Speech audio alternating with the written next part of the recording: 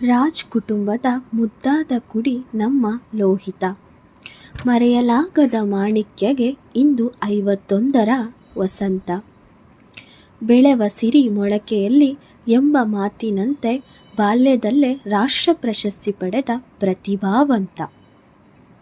ನಟನೆಯಲ್ಲಿ ಸಾರ್ವಭೌಮ, ನೃತ್ಯದಲ್ಲಿ ನಟರಾಜ, ಹೃದಯ ಶ್ರೀಮಂತಿಕೆಯಲ್ಲಿ ಇವರೊಬ್ಬ ಮಹಾರಾಜ.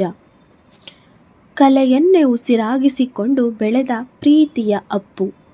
ಇವರ ಅಭಿನಯದ ಸಿನಿಮಾಗಳಿಗಿಲ್ಲ ಎಂದೆಂದೂ ಮುಪ್ಪು. ನೊಂದವರ ಆಶಾಕಿರಣ, ಸರಳ ಸಜ್ಜನಿಕೆಯ ಸುಧಾಮ, ಸಾವಿರಾರು ಅಬಲೆಯರ ನೆರವಿಗೆಂದೇ ನಿರ್ಮಿಸಿದ ಶಕ್ತಿಧಾಮ.